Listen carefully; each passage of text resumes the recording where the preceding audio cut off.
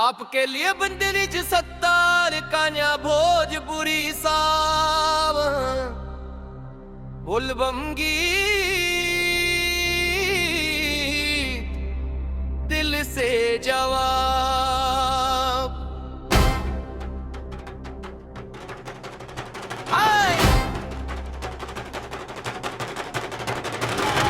पवन सिंह जैसी ऊर्जावा शैली में लेकिन बिल्कुल न्यार मौलिक रखब साफ। बाबा धाम काम चिल्लट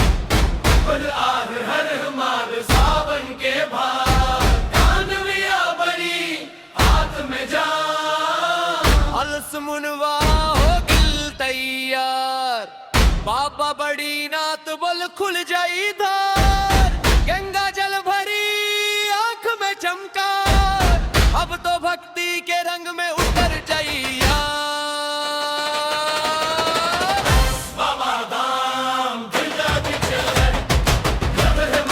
हर हमारे गुंज सावन के भार बोल दिए ना बोल दे दिया देवघर के गलियां सब जागे बाबा के नाम से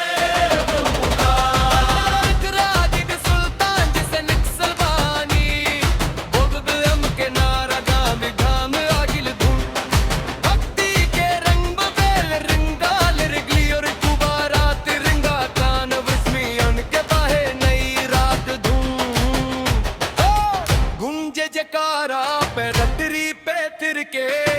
देवघर में बाबा मिली है पूरा हो इशारा गंगा जल के जल कण कण में आस